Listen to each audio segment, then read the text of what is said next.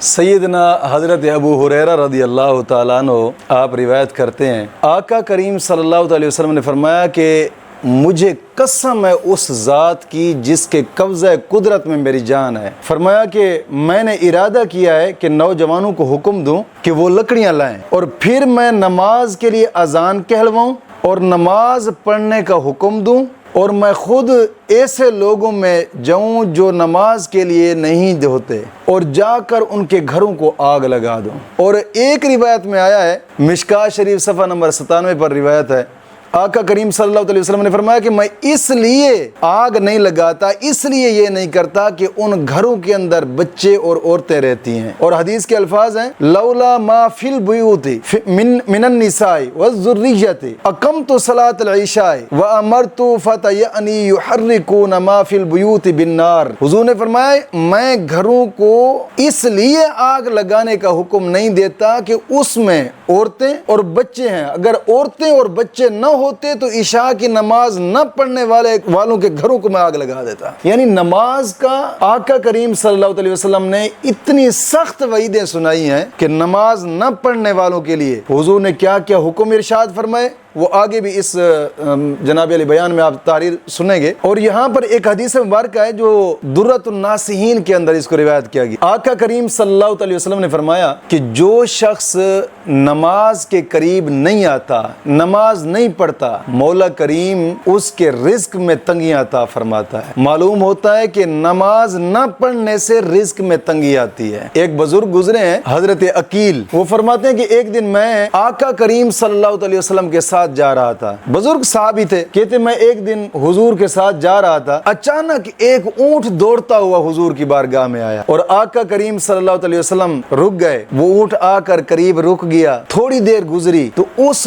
ऊंट के मालिकान भी पीछे भागते हुए हुजूर की बारगाह में आए। तो वो ऊंट रो रहा था और हुजूर को कुछ अर्ज़ें कर रहा था। जैसे वो करीब है तो उन्होंने कहा कि हुजूर ये ऊंट हमारा है, हमें दो। हुजूर ने फरमाया कि तू तलवार लेकर आया है, इसको मारना चाहता है, खैर है। उसने कहा हुजूर मैं इसको क्यों न मारता कि मेरे इशारे पर ये नहीं चलता। तो ऊंट अर्ज गुजार हुआ, ऊंट अर्ज करने लगा कि या रसूल अल्लाह सल्लल्लाहु अलैहि वसल्लम मैं इनका हर हुक्म मानने के लिए तैयार हूँ, हर हुक्म जितना मर्जी चाहे ये मुझ पर भार ला दे मैं उठाने के लिए तैयार हूँ, जो हुक्म ये करे मैं इनका हर हुक्म मानने के लिए तैयार हूँ। हुजूर मैं एक बात से डरता हूँ। हुजूर ने फरमाया क्या बात? वो ऊंट अर्ज गुजार हुआ, अर्ज करता है या रसूलुल्लाह सल्लल्लाहु अलैहि वसल्लम मैं इनके घर में रहता हूँ और इनके घर में से कोई एक आदमी भी नमाज नहीं पढ़ता, मैं डरता हूँ कहीं रब का अजाब आ गया तो मैं भी फंस जाऊंगा बीच में। हुजूर मैं इसलिए इनके पास रहना भी गवारा नहीं करता। जब उसने ये बात सुनी ना तो वो शख्स कहने लगा हुजूर बस मैं तौबा करता हूँ, आइंदा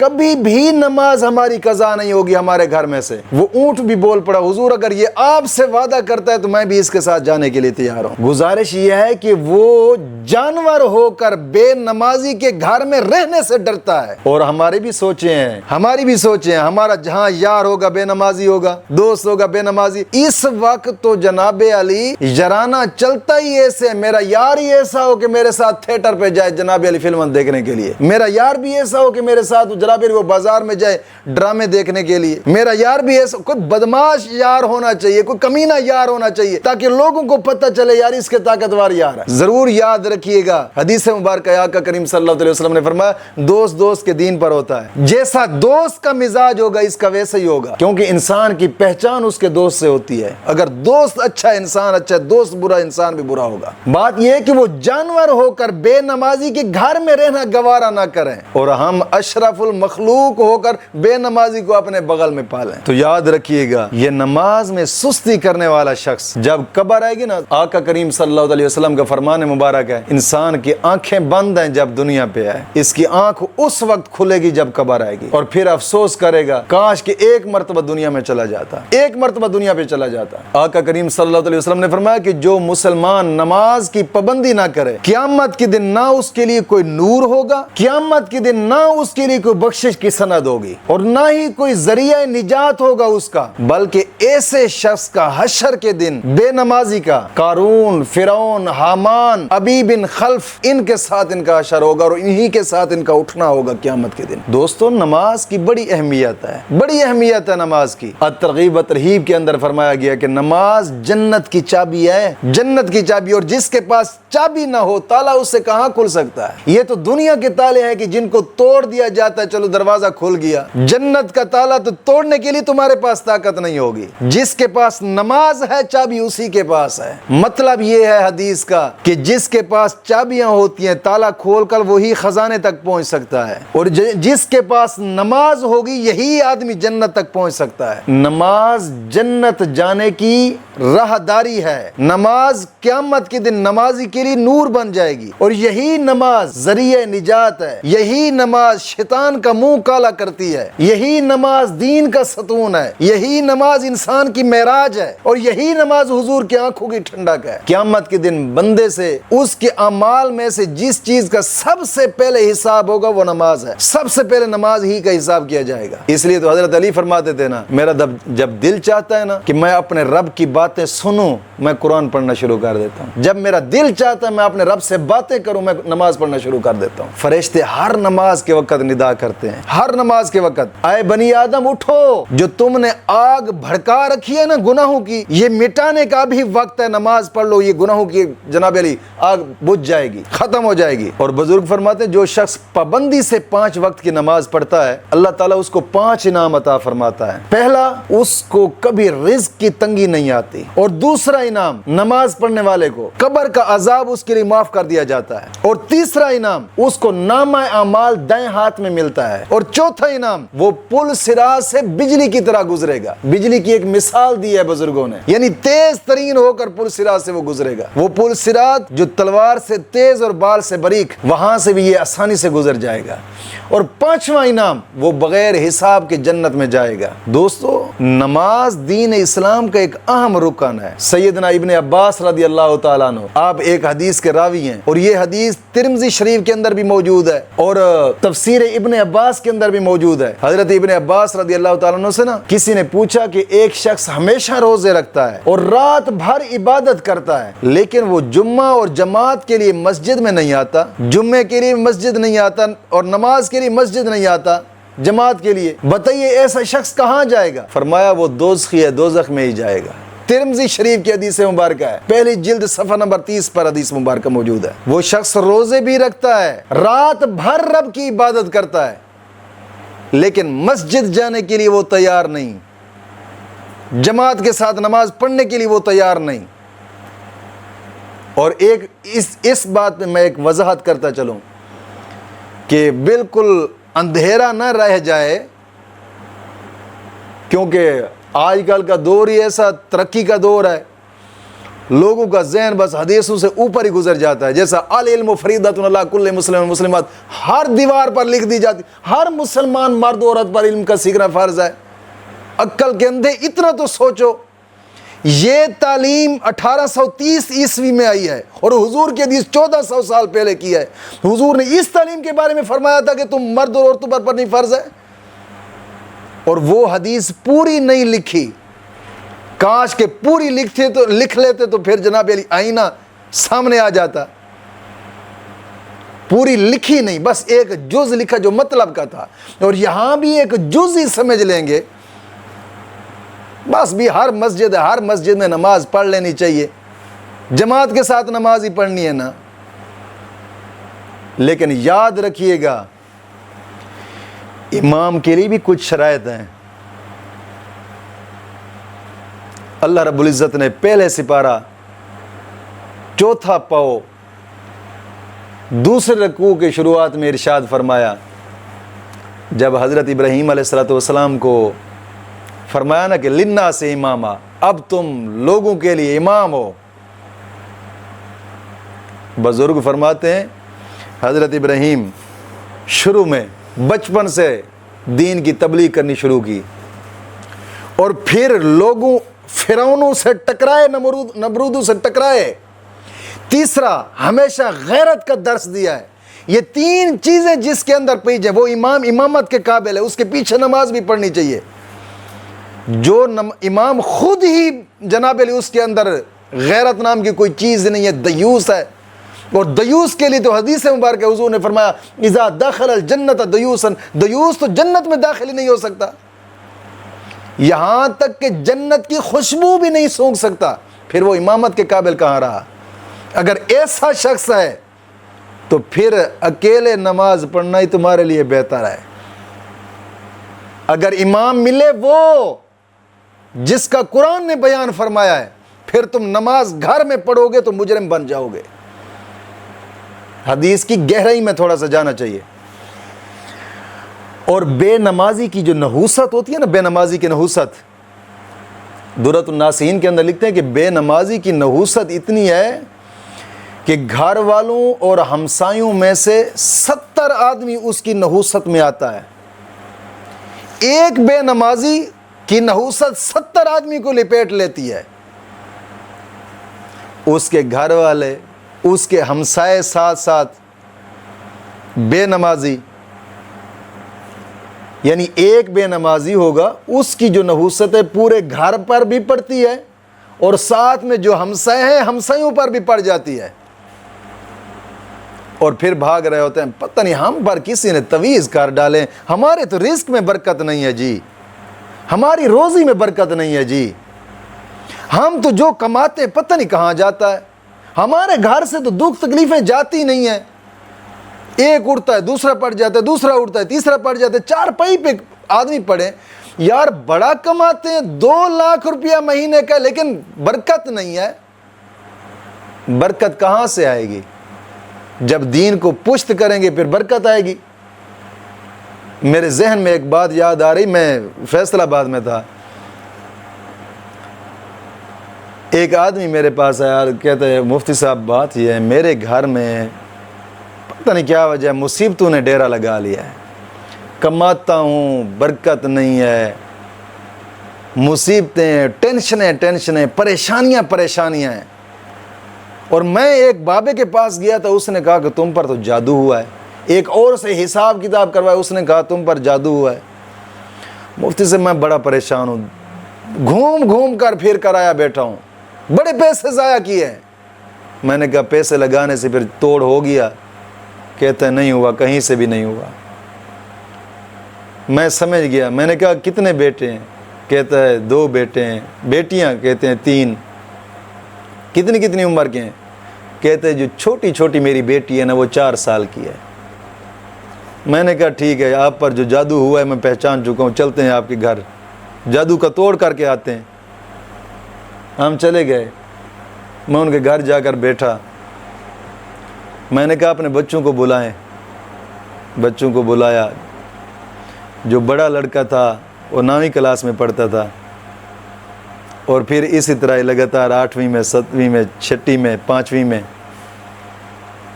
اور جو چھوٹی تھی وہ پریب میں یا کہیں پہلی کلاس میں پڑھتی تھی۔ میں نے کہا ان کی کتابیں کہاں ہیں؟ کہتے ہیں وہ پڑھی ہیں۔ میں نے کہا ان سب سے کہو کہ بستے لے آؤ، بستے لے آئے۔ میں نے کہا کھولو ان کو۔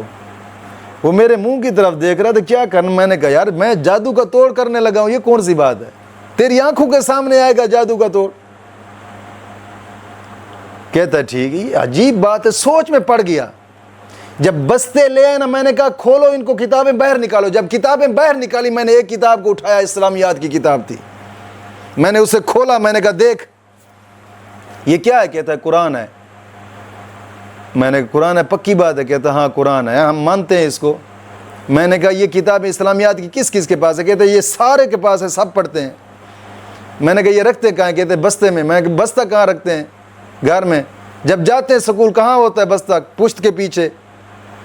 جب واپس آتے ہیں کہاں ہوتا ہے؟ پشت کے پیچھے۔ جب وہاں رہتے ہیں کبھی پوچھا ہے کسی ماسٹر سے کہ وضو کرا کے اس کو ہاتھ لگایا ہے؟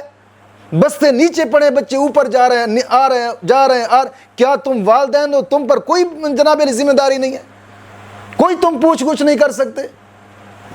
تمہارا بچہ گھر سے جاتا ہے قرآن کو پشت کر کے جا رہا ہے، تم کیا کہو گے؟ برکتیں آئیں گی؟ یہی سب سے بڑا جادو ہے جو تم پر چل پڑا ہے۔ آج توبہ کر ان بچوں سے کہو اپنے قرآن کو سینے سے لگا کر سکول جایا کریں اور باوضو ہو کر ان کو ہاتھ لگایا کریں، سینے سے لگا کر گھر آیا کریں، اس کو سنبھال کر رکھا کریں۔ کبھی بے برکتی رہ جائے تو پھر کہنا مجھے۔ اور پھر میں نے سوال کیا کہ سال بعد کیا کہتے ہیں، وہ ردی والے آتے ہیں لے جاتے ہیں، تو ہے تیرے جیسے مسلمان پر بھی۔ پھر تو کہا کہ برکتیں ہوں، رحمتیں ہوں، ہمارے گھر پر روزی میں برکت ہونی چاہیے، تو دین کو پشت کرے گا اور تیری روزی میں برکت ہوگی۔ اور سب سے بڑی نحوست ان چیزوں کی پڑتی ہے جب انسان دین کو پشت کر لیتا ہے، قرآن کو پشت کر لیتا ہے اور نماز کے قریب نہیں آتا۔ پھر ایک آدمی کی نحوست 70 آدمیوں پر پہنچ جاتی ہے، چاہے وہ گھر کے فرد ہوں یا پھر ہمسائے ہوں، ہمسائے بھی اس نحوست میں آ جاتے ہیں۔ رسول کریم صلی اللہ علیہ وسلم نے فرمایا کہ جو شخص جان بوجھ کر نماز کو چھوڑ دے، اللہ تعالیٰ اس کو 3 مصیبتوں میں مبتلا کر دیتا ہے۔ 3 مصیبتوں میں مبتلا کر دیتا ہے جو شخص جان بوجھ کر نماز کو چھوڑتا ہے۔ ان میں سے سب سے پہلی چیز، اس کا چہرہ بے نور ہو جاتا ہے، یعنی اس کے چہرے سے نور اٹھ جاتا ہے۔ اور دوسری چیز، موت کے وقت اس کی زبان لڑکھڑائے گی۔ اور تیسری چیز، دنیا سے جاتے وقت اسے کلمہ طیبہ نصیب نہیں ہوگا۔ ان 3 چیزوں میں وہ شخص مبتلا ہو جاتا ہے جو جان بوجھ کر نماز کو چھوڑ دیتا ہے۔ جبریل علیہ السلام نے دربار رسالت میں حاضر ہو کر عرض کیا، یا رسول اللہ صلی اللہ علیہ وسلم، جو مسلمان مسجد سے اور نماز با جماعت سے محبت رکھتا ہے، جب تک اسے جنت کی نہر سے پانی نہ پلایا جائے گا اس کو موت نہیں آئے گی۔ حضور کی بارگاہ میں آ کر جبریل عرض کر رہے ہیں،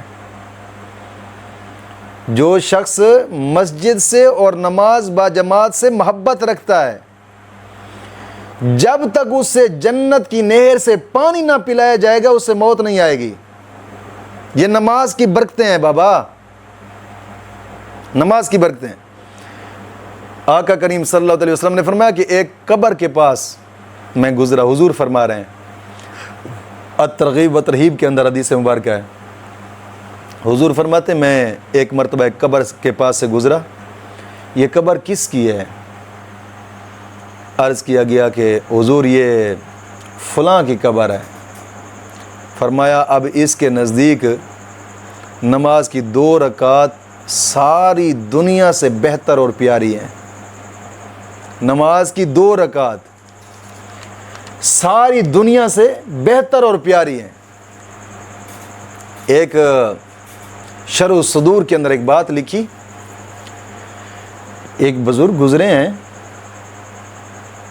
محمد عبداللہ جن کا نام تھا، فرماتے ہیں کہ ایک قبرستان میں گیا، وہاں میں نے ایک قبر کے قریب 2 رکعت نماز پڑھی اور بوجہ تھکاوٹ اچھے طریقے سے میں 2 رکعت نماز نفل ادا نہ کر سکا، اور بیٹھا تھا، مجھے اونگ آئی، آنکھیں بند ہو گئی، نیند آ گئی۔ کہتے ہیں کہ میں نے دیکھا خواب میں قبر والا مجھے کہہ رہا تھا، اے پیارے بھائی تو نے 2 رکعت نماز پڑھی ہے جس کو تو معمولی سمجھ رہا ہے۔ میں نے کہا ہاں ایسے ہی ہے، واقعی تھکاوٹ تھی، بس جلدی جلدی میں 2 رکعت نماز پڑھی اور سو گیا۔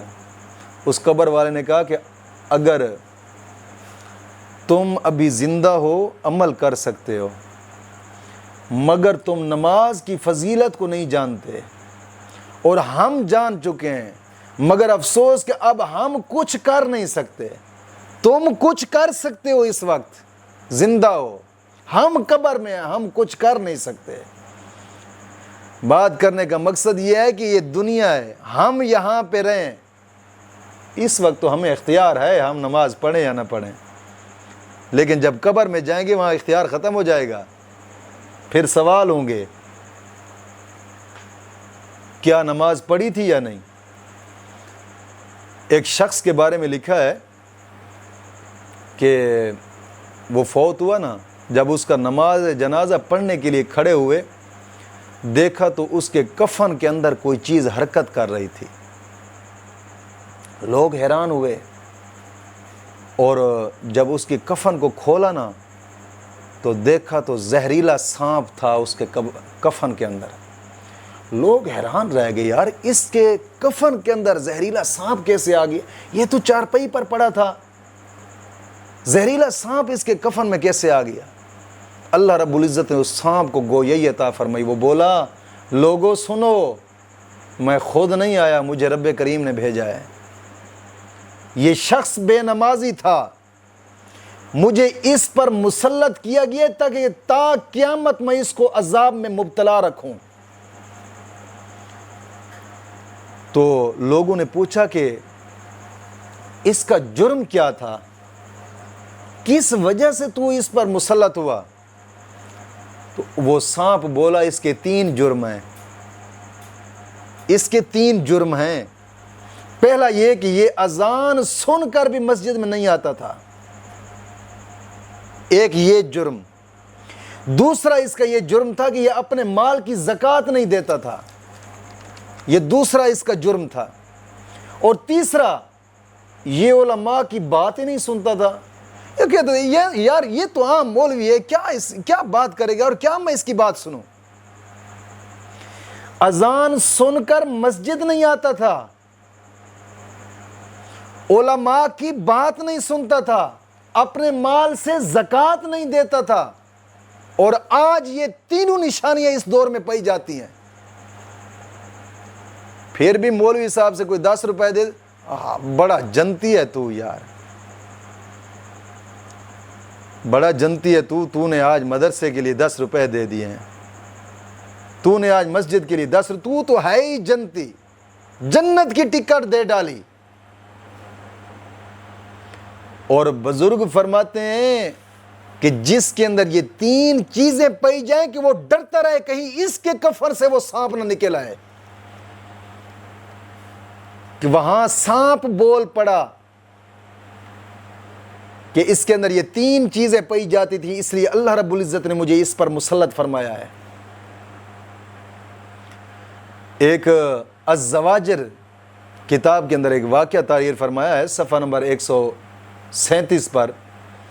ایک شخص تھا، اس کی ہمشیرہ فوت ہو گئی، اور جب اسے دفن کر کے واپس آئے نا تو اس کا بھائی جب اسے دفن کر کے واپس آیا تو جو نقدی والی تھیلی تھی نا پیسے کی، وہ اس کی قبر کے اندر گر گئی تھی اس کی جیب سے۔ جیسے گھر کے قریب آیا تو اسے یاد آیا، او ہو وہ تو قبر میں رہ گئی ہے۔ اپنے دوست کو ساتھ لا کر پھر بھاگا پیچھے، جا کر ایک سیٹ سے تھوڑی سی مٹی ہٹائی، وہ تھیلی نظر آئی، ہاتھ ڈالا، وہ تھیلی نکال لی۔ پھر ذہن میں خیال آیا کہ یار دیکھوں تو صحیح قبر کے اندر میری بہن کے ساتھ کیا ہو رہا ہے۔ تھوڑا سا قبر مزید کھول کر جب اندر جھانک کر دیکھا نا تو قبر کے اندر آگ کے شعلے بھڑک اٹھے۔ آگ دیکھی اور بھاگا گھر کی طرف۔ جیسے گھر واپس آیا تو ماں سے پوچھا، ماں جی مجھے سیدھی سیدھی بات بتائیں، میری بہن کا کیا جرم تھا؟ وہ کیا کرتی تھی؟ بے پردہ تھی یا کوئی اور جرم کرتی تھی؟ ماں نے پوچھا، خیریت ہے؟ کیا وجہ ہے بتائیں تو صحیح۔ اس نے کہا، ماں جی یہ معاملہ ہوا، میں اس کی قبر کے پاس گیا، تھیلی اٹھائی، پھر جی چاہا کہ میں دیکھوں، جب میں نے اس کی قبر کو تھوڑا سا کھولا، دیکھا تو بیچ میں آگ بھڑک اٹھی، آگ بھڑک رہی تھی۔ اس کی ماں نے کہا، بیٹا اور تو اس کا کوئی جرم نہیں تھا، لیکن نماز میں سستی کرتی تھی، سستی کرنے کا یہ جرم تھا۔ اور جو شخص ہوئی بے نمازی، نماز کے قریب ہی نہ آئے، دین کی بات سننے کے لیے وہ تیار ہی نہ ہو،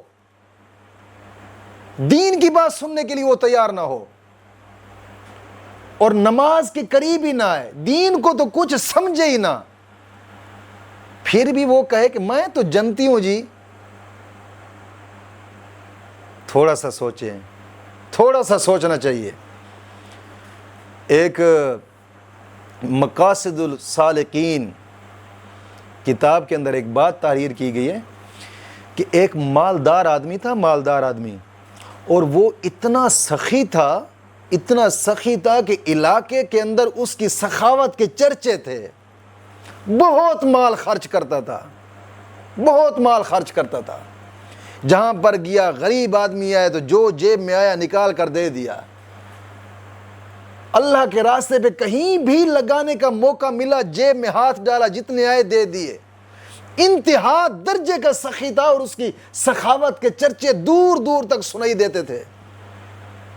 ایک دن سویا ہوا تھا، خواب دیکھتا ہے، قیامت کا دن ہے، لوگوں کا حساب کتاب ہو رہا ہے، فرشتوں نے اس سے بھی پکڑ لیا اور حساب کے لیے لے آئے، اس سے پوچھا کہ بتا نماز پڑھتا تھا یا نہیں؟ وہ کہنے لگا کہ میں نے فلاں جگہ پہ خرچ کیا تھا، فلاں غریب کو دیا تھا، فلاں جگہ پہ خرچ کیا تھا۔ فرشتوں نے کہا ہم نماز کا پوچھ رہے ہیں، کیا تو نماز پڑھتا تھا یا نہیں؟ کہتا نہیں، یہ نماز کی پابندی مجھ سے نہیں ہو سکی۔